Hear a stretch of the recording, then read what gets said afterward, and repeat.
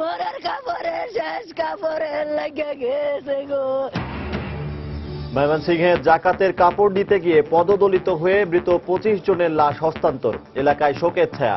জাকাতদাতা সহ আটক 8, তদন্ত কমিটি গঠন। ঈদে ট্রেনের আগাম টিকিট কিনতে আজও ঢাকা ও চট্টগ্রাম রেল স্টেশনে ভিড়। কালোবাজারি রোধ ও যাত্রী সেবা নিশ্চিত করতে তৎপর আইনশৃঙ্খলা রক্ষা বাহিনী। দুটি জাহাজে কোকেনের চালান উরুগুয়ে হয়ে বাংলাদেশে পাঠায় বলিভিয়ার একটি প্রতিষ্ঠান। রিমান্ডে 4 জনের তথ্য, জড়িত আরও 7 জন শনাক্ত। এবং বৃষ্টির কারণে 40 ওভারে হচ্ছে বাংলাদেশ দক্ষিণ আফ্রিকা প্রথম ওয়ানডে। টস জিতে ব্যাট করছে টাইগাররা।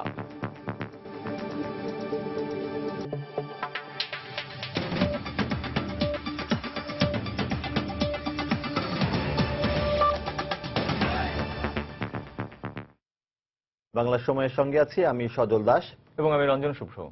ময়মনসিংহে একটি জর্দা কারখানার মালিকের বাড়িতে জাকাতের কাপড় নিতে গিয়ে পদদলিত হয়ে নারী ও শিশু সহ কমপক্ষে 27 জন মারা গেছেন বলে জানিয়েছে পুলিশ।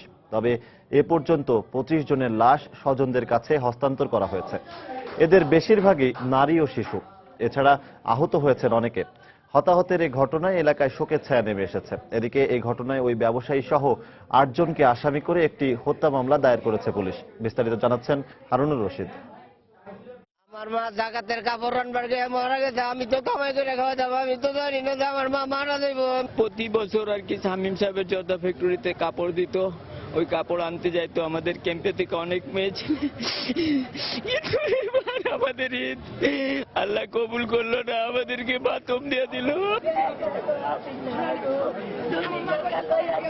এভাবেই আহাজারি করছেন ময়মনসিংহ শহরের অতুল চক্রবর্তী রোডের নোরানি জর্দা ফ্যাক্টরির মালিক শামীম তালুকদারের বাসায় জাকাতের কাপড় আনতে গিয়ে পদদলিত হয়ে নিহতদের স্বজনেরা। শুক্রবার ভোরে শত শত লোক হুড়োহুড়ি করে একসাথে প্রবেশ করতে গিয়ে এই হতাহতের ঘটনা ঘটে বলে জানিয়েছে পুলিশ।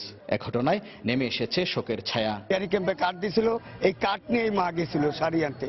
শুধু আমার মা তো না, আরো অনেকে মারা গেছে। গেটটা পিছন থেকে মানুষ ডাকাইতেছে, ডাকানোর পরে গেটটা খুললে দিছে না, খুললে গেছে। খুললে যাওয়াতে সামনে আসছিলাম, সামনে আছে ওটি সবার তল করছে। বাচ্চা, শিশু, মেয়ে, বৃদ্ধ বা একটু কম বয়সী, একটা লাশ পাইলাম না, আমি জীবিত সব আপনার ডেড।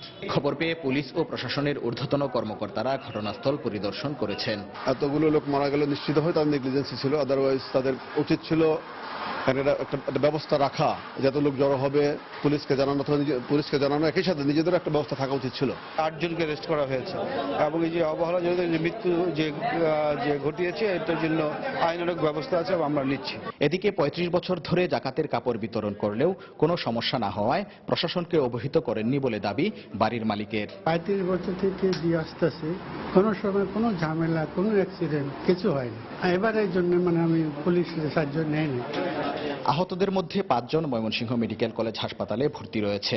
ভর্তিকৃতরা আশঙ্কামুক্ত বলে জানিয়েছেন কর্তব্যরত চিকিৎসক। পদদলিত হয়ে অনেকে আহত হয়েছে, তার মধ্যে 5 জন আমাদের ময়মনসিংহ মেডিকেল কলেজে হাসপাতালে আসছেন। তাদের মধ্যে একজনের অবস্থা একটু আশঙ্কাজনক ভেবে তাকে আমরা ঢাকায় উন্নত চিকিৎসার জন্য রেফার করেছি। নিহতদের প্রত্যেক পরিবারকে ধর্মমন্ত্রীর পক্ষ থেকে 10,000 টাকা এবং জেলা প্রশাসনের পক্ষ থেকে 10,000 টাকা করে দেয়া হবে বলে জানা গেছে। হারুনুর রশিদ, সময় সংবাদ, ময়মনসিংহ। দ্বিতীয় দিনের মতো পবিত্র ঈদ উল ফিতরের জন্য রেলের আগাম টিকিট বিক্রি করছে রেল কর্তৃপক্ষ। আজ দেয়া হলো 14 জুলাইয়ের টিকিট। রেল কর্তৃপক্ষ জানিয়েছে প্রতিদিন 18,213টি টিকিট বিক্রি হবে কমলাপুর থেকে। গতকাল রাত থেকেই কাঙ্ক্ষিত সোনার হরিণ রেলের টিকিট কেনার জন্য দীর্ঘ লাইনে দাঁড়ায় সাধারণ মানুষ। এদিকে রেলের পক্ষ থেকে জানানো হয়েছে কালোবাজারি ও অনাকাঙ্ক্ষিত সমস্যা মোকাবিলা করে সর্বোচ্চ যাত্রী সেবা নিশ্চিত করতে আইন শৃঙ্খলা পরিস্থিতি নিয়ন্ত্রণ সহ বিভিন্ন বুথে পর্যাপ্ত রেলের টিকিট বিক্রি করছেন তারা। ঘনিয়ে আসছে ঈদ, আর তার সঙ্গে ঘনিয়ে আসছে স্বজনের প্রিয় মুখ দেখার আকাঙ্ক্ষা। যান্ত্রিক ঢাকার ব্যস্ত জীবনে নিরন্তর ছুটে চলা এই মানুষগুলো ফিরবে শেকড়ের টানে। তাই টিকিটের জন্য এই দীর্ঘ অপেক্ষা। যদিও রয়েছে ক্লান্তি, ক্ষোভ, অভিযোগ, তারপরও চাই টিকিট নামক সোনার হরিণটি। রাত 3টা বাজে, তো আমরা আসি এত দীর্ঘ সিরিয়ালে নিয়ে আমরা অপেক্ষায় আছি। খাবার আগে এখানে আসছি, দীর্ঘ লাইন, টিকিট পাবো কিনা সন্দেহ আছে। এত মানুষ মানুষের ভিড় আর সবার এত অপেক্ষা, তারপরে আমরা ঈদে বাসায় যাব, অনেক বেশি আনন্দ লাগতেছে, এটাই সবচেয়ে বড় পাওয়া। অনেক বেশি অপেক্ষার পর আমরা আশা করতেছি টিকিট পাবো। প্রশাসন যদি 7টা বাজে টিকিট দিয়ে দিত তাহলে মানুষের দুর্ভোগটা কম হতো। বাসে তো অনেক জ্যাম থাকে, এর জন্য মানে ট্রেনেই মূলত মানে অনেক সহজে যাওয়া যাচ্ছে জ্যাম ছাড়া, এর জন্য মূলত এত কষ্ট করে এখানে বসে থাকা সেই সকাল থেকে। এই কষ্টটা তখনই পূর্ণ হবে যখন আমরা টিকিটটা হাতে পাবো। এখানে দক্ষ লোকের অভাব এবং একটা টিকিট দিতে অনেক সময় নিচ্ছে, আর টিকিট দেওয়ার অব্যবস্থাপনার কারণে টিকিট দেওয়াটা দেরি হচ্ছে। কেউ এসেছেন বৃহস্পতিবার সন্ধ্যায়, আবার কেউ বা মাঝরাতে। তারপরও টিকিট পাওয়ার উচ্ছ্বাসে যেন ভেসে গেল সব ক্লান্তি। ঈদের টিকিট অনেক কষ্টে পাওয়া, অনেক ভালো লাগছে এখন। ছেলে মেয়ে বাবা মা এদের সাথে ঈদ করবে, এই জন্য খুব ভালো লাগছে। টিকিট আমি হাতে পেয়ে গেছি, ভালো লাগছে অনেক। এখন বাসায় যাব। এদিকে রেল কর্তৃপক্ষ জানিয়েছে টিকিট কালোবাজারি বন্ধ ও নিরাপত্তা সহ যাত্রী সেবা নিশ্চিতে সর্বোচ্চ তৎপর তারা। আমাদের কিন্তু আইন শৃঙ্খলা বাহিনী খুব শক্ত টিম আছে, শুধু একটা না। রেলওয়ে নিরাপত্তা বাহিনী, GRP, RAB, SSF, DGFI, NSI, arm police battalion, যত সিকিউরিটি আছে সব কিন্তু স্টেশনে আছে। 11 জুলাই দেয়া হবে 15 জুলাইয়ের টিকিট, আর 13 জুলাই পর্যন্ত চলবে রেলের অগ্রিম টিকিট বিক্রি। কামরুজ্জামান মামুন, সময় সংবাদ, ঢাকা। এদিকে চট্টগ্রাম থেকে রাজধানী ঢাকা সহ দেশের বিভিন্ন স্থানের ঈদে ঘরমুখ যাত্রীদের জন্য ট্রেনের আগাম টিকিট বিক্রি করা হয়েছে। সকাল 9টা থেকে বিকেল 4টা পর্যন্ত স্টেশনের কাউন্টারগুলোতে এই টিকিট বিক্রি হয়। ভোর থেকে স্টেশনে ছিল টিকিট প্রত্যাশীদের উপচে পড়া ভিড়। 14 জুলাইয়ের অগ্রিম টিকিট পেতে সেহরির পর থেকেই স্টেশনে জড়ো হতে থাকেন যাত্রীরা। দীর্ঘ অপেক্ষার পর টিকিট পেয়ে খুশি অনেকেই। এদিকে প্রতিদিন চট্টগ্রাম থেকে ঢাকা, চাঁদপুর, সিলেট ও ময়মনসিংহ এ 4টি রুটের প্রায় 4171টি টিকিট বিক্রি করা হবে বলে জানিয়েছেন স্টেশন কর্তৃপক্ষ। এবার টিকিটের কালোবাজারি রোধে স্টেশনে 32টি সিসিটিভি ক্যামেরায় টিকিট বিক্রির কার্যক্রম মনিটরিং করা হচ্ছে। এছাড়া স্টেশনের নিরাপত্তা নিশ্চিত করতে রেলওয়ে পুলিশ ও র্যাবের অস্থায়ী ক্যাম্প স্থাপন করা হয়েছে।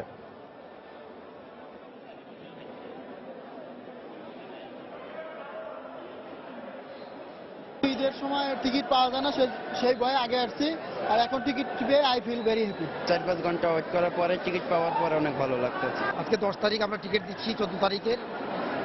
গতকালের তুলনায় আজকে যাত্রী সংখ্যা অনেক বেশি, ইনশাল্লাহ কোনো সমস্যা হবে না। মহিলাদের লাইনের জন্য বরাবরই আমাদের ওই 7 নম্বর কাউন্টার থেকে মহিলাদের টিকিট দেওয়া হয়, এবারও সে একই নিয়মে টিকিট দেওয়া হচ্ছে। আমরা ঈদ উপলক্ষে নিরাপত্তা নিয়েছি 2 স্তরের, 3 স্তরের। এক স্তরে পোশাকদারি, তারপরে ভিতরে আপনার যাতে কালোবাজারি না করতে পারে সাদা পোশাকে এখানে পুলিশ নিয়োগ দেওয়া হয়েছে। বাংলা সময় আরো থাকছে।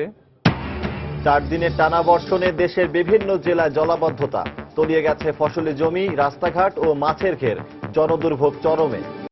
বাংলাদেশ দক্ষিণ আফ্রিকা ওয়ানডে সিরিজ প্রসঙ্গ। বৃষ্টি বিড়ম্বনার কারণে 2.5 ঘন্টা পর খেলা শুরু হলে দারুণ ব্যাটিং বিপাকে পড়েছে স্বাগতিক বাংলাদেশ। টস জিতে ব্যাটিংয়ে নেমে অভিষিক্ত রাবাদা হ্যাট্রিকে শেষ খবর পাওয়া পর্যন্ত টাইগারদের সংগ্রহ 3 উইকেটে 26 রান।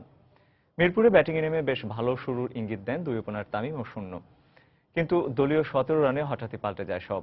অভিষিক্ত রাবাদার দারুণ এক বলে পরিষ্কার বোল্ড হন তামিম। এর পরের বলে আউট লিটন দাস। টানা তৃতীয় বলে ইনজুরি থেকে ফেরা মাহমুদুল্লাহকে এলবি ফাঁদে ফেলে ওয়ানডে ক্রিকেট ইতিহাসে বাংলাদেশের তাইজুল ইসলামের পর দ্বিতীয় বোলার হিসেবে অভিষেকে হ্যাট্রিকের রেকর্ড করেন কাসিগো রাবাদা। বৃষ্টির কারণে ম্যাচ হবে 40 ওভার।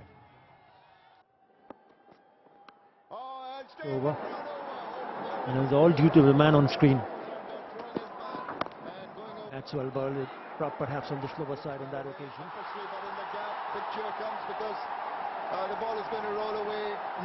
মন্ত্রিপরিষদ থেকে সৈয়দ আশরাফুল ইসলামের অব্যাহতি সম্পূর্ণ প্রধানমন্ত্রীর এখতিয়ার বলে মন্তব্য করেছেন অর্থমন্ত্রী আবুল মাল আব্দুল মুহিত। এ বিষয়ে কয়েকজন মন্ত্রী আগে থেকেই জানতেন বলেও জানান তিনি। সকালে সিলেটের কাজীর বাজার ব্রিজ পরিদর্শন শেষে সাংবাদিকদের এ কথা বলেন অর্থমন্ত্রী। মন্ত্রিপরিষদের পরিবর্তন, এটা প্রাইম মিনিস্টারের এখতিয়ার, প্রাইম মিনিস্টার করেছেন। আশরাফ সাহেবের যে পোর্টফোলিও পরিবর্তন হবে সেটা অবশ্যই আমরা কয়েকজনে জানতাম, কিন্তু একটু রিকনস্ট্রাক্ট হবে, কিন্তু কিভাবে হবে বলা মুশকিল। স্থানীয় সরকার ইজ ভেরি ইম্পর্টেন্ট। এটা really function without a minister for a long time. বিএনপির চেয়ারপারসন বেগম খালেদা জিয়ার নেতৃত্বের প্রতি দলের নেতাকর্মীরা যেভাবে ক্ষোভ প্রকাশ করছেন তাতে দলটি ভেঙে যেতে পারে বলে মন্তব্য করেছেন আওয়ামী লীগের যুগ্ম সাধারণ সম্পাদক মাহবুবুল আলম হানিফ। এ সময় তিনি আরো বলেন, আওয়ামী লীগ দল ভাঙার রাজনীতি করে না। দুপুরে কুষ্টিয়া নিজ বাসভবনে জেলা আওয়ামী লীগের নেতাকর্মীদের সঙ্গে এক মতবিনিময় সভায় সাংবাদিকদের এক প্রশ্নের জবাবে তিনি একথা বলেন। বিএনপির সিনিয়র নেতারা টেলিফোনের মাধ্যমে একে অপরের সঙ্গে কথা বলছেন। তারা আজকে এই অভিমত প্রকাশ করেছেন যে এই ব্যর্থ দুর্নীতিবাজ নেত্রী বেগম খালেদা জিয়া এবং তারেক রহমানকে দল থেকে বাদ না দিলে এই বিএনপি জনগণ আস্থা অর্জন করতে পারবে না। এটা তো আমাদের কথা শুধু নয়, এটা তো বিএনপির কথা। দল ভাঙার রাজনীতি বিএনপি করে আসছিল। তার দলের প্রতিষ্ঠাতা জেরামানি তো দল ছুটে নিয়ে বিভিন্ন দল ভেঙে ভেঙে তার দল গঠন করছিল। 4 দিনের টানা ভারী বর্ষণে যশোর, বাগেরহাট ও শরীয়তপুরের কয়েক লাখ মানুষ পানিবন্দী হয়ে পড়েছেন। তলিয়ে গেছে বসতবাড়ি, ফসলি জমি, রাস্তাঘাট ও মাছের ঘের। এ অবস্থায় জনজীবনে নেমে এসেছে চরম স্থবিরতা। জনদুর্ভোগ পৌঁছেছে চরমে। জেলা প্রতিনিধিদের পাঠানো তথ্য ও ছবি নিয়ে ডেস্ক রিপোর্ট। উপকূলীয় জেলা বাগেরহাটে 4 দিনের ভারী বর্ষণে তলিয়ে গেছে হাজার হাজার একর চিংড়ির ঘের ও ফসলি জমি। বাড়িঘরে ঢুকে পড়েছে পানি, ব্যাহত হচ্ছে যোগাযোগ ব্যবস্থা। আমাকে এরকম দুর্ভোগ আমার জীবনে কোনোদিন দেখিনি। রান্না বাড়া খাওয়া খাটের উপরে সব। 2-3 দিন ধরে রান্না বান্না কিছু করতে পারিনি, ছেলে মেয়ে নিয়ে ঘুম করতে পারিনি, খুব অস্থিরতা আছি পানি নিয়ে। টানা বর্ষণে যশোরের বেজপাড়া, শঙ্করপুর, সার্কিট হাউস পাড়া সহ বিভিন্ন এলাকার নিম্নাঞ্চল তলিয়ে গেছে পানিতে।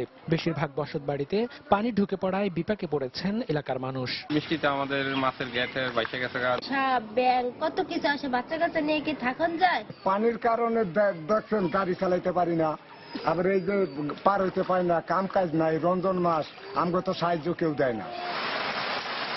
এদিকে শরীয়তপুরেও কয়েকদিনের অব্যাহত বৃষ্টিতে জনজীবনে নেমে এসেছে স্থবিরতা। পানিবন্দী হয়ে পড়েছেন নড়িয়া, ভেদরগঞ্জ ও চাজিরা উপজেলার নিম্নাঞ্চলের লক্ষাধিক মানুষ। বিভিন্ন জায়গায় ভেসে গেছে মাছের ঘের, ডুবে গেছে রাস্তাঘাট।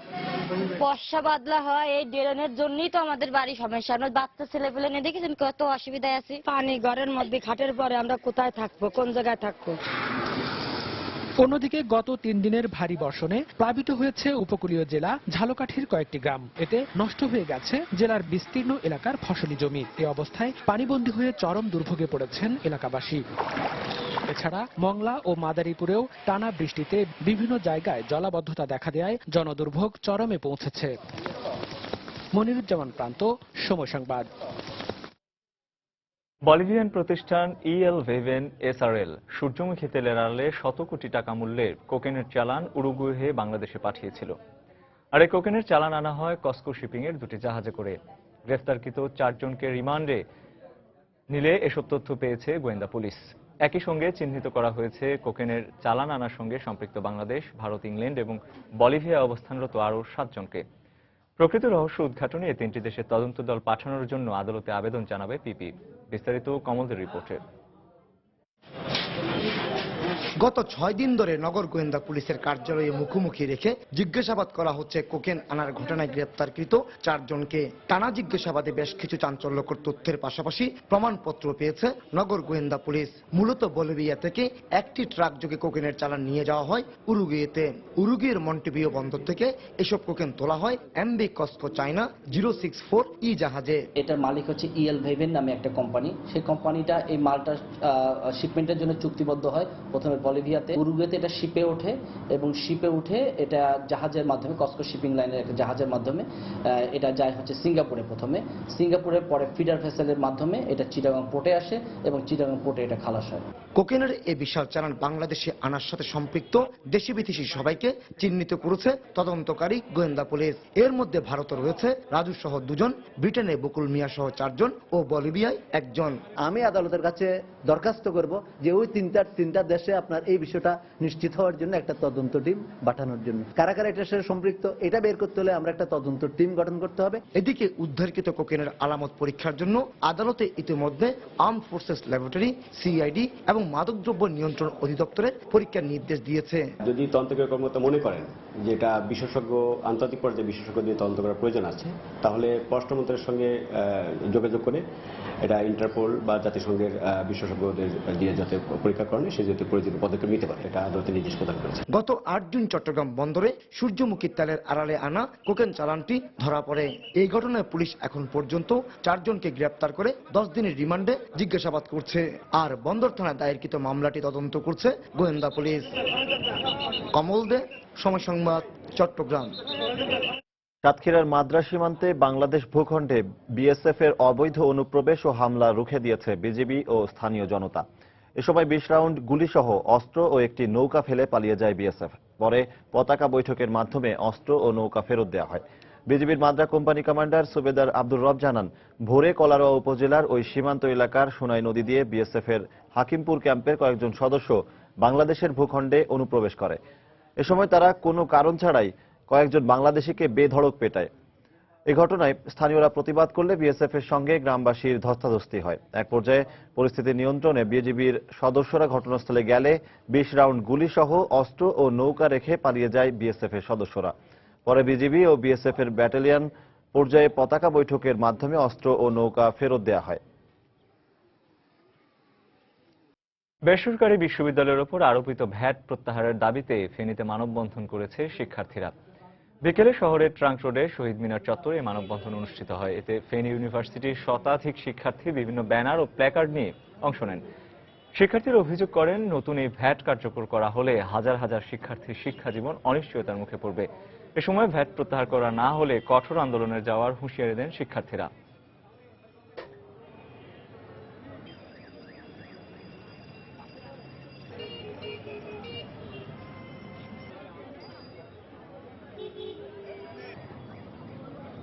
ঈদের শেষ মুহূর্তের কেনাকাটায় সরগরম চট্টগ্রামের বিপণী বিতানগুলো।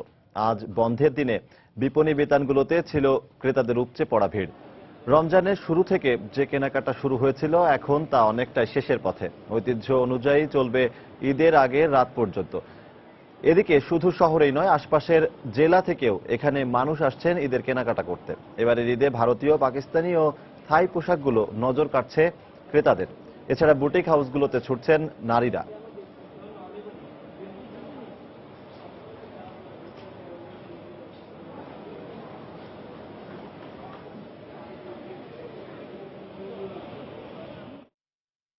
এদিকে পিরোজপুরে জমে উঠেছে ঈদের কেনাকাটা। বিরূপ আবহাওয়ার পরেও ঈদ যত ঘনিয়ে আসছে, বিপণী বিতানগুলোতে ভিড় ততই বাড়ছে। তবে কয়েকদিনের বৃষ্টির কারণে ক্রেতারা তেমন বের হতে না পারলেও এর মাঝেই সেরে নিচ্ছেন কেনাকাটা। বিপণী বিতানের পাশাপাশি শহরের ফুটপাতগুলোতেও ক্রেতাদের উপচে পড়া ভিড় বাড়ছে প্রতিদিনই। এবার ঈদে বিভিন্ন রকমের দেশি পোশাকের পাশাপাশি হিন্দি সিরিয়ালের নামধারী পোশাকগুলো নজর কাটছে ক্রেতাদের। দাম একটু বেশি হলেও বেচা বিক্রি নিয়ে খুশি বিক্রেতারা।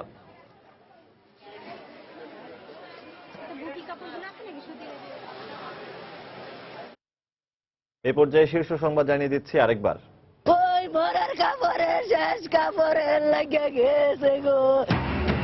ময়মনসিংহে জাকাতের কাপড় নিতে গিয়ে পদদলিত হয়ে মৃত 25 জনের লাশ হস্তান্তর। এলাকায় শোকের ছায়া, জাকাত দাতা সহ আটক 8। তদন্ত কমিটি গঠন। ঈদে ট্রেনের আগাম টিকিট কিনতে আজও ঢাকা ও চট্টগ্রাম রেল স্টেশনে ভিড়। কালোবাজারি রোধ ও যাত্রী সেবা নিশ্চিত করতে তৎপর আইন শৃঙ্খলা রক্ষা বাহিনী। দুটি জাহাজে কোকেনের চালান উরুগুয়ে হয়ে বাংলাদেশে পাঠায় বলিভিয়ার একটি প্রতিষ্ঠান। রিমান্ডে 4 জনের তথ্য, জড়িত আরো 7 জন শনাক্ত। এবং বৃষ্টির কারণে 40 ওভারে হচ্ছে বাংলাদেশ দক্ষিণ আফ্রিকা প্রথম ওয়ানডে। টস জিতে ব্যাটিংয়ে নেমে রাবাদ আর হ্যাট্রিকে বিপাকে টাইগাররা। দর্শক, এই ছিল বাংলার সময়। যে কোনো খবর পেতে ভিজিট করুন সময়নিউজ.tv। এছাড়া এইমাত্র পাওয়া খবর আপনার মোবাইলে পেতে SMS করুন *SN লিখে পাঠিয়ে দিন 16242 নম্বরে। সঙ্গে থাকুন সময়ের।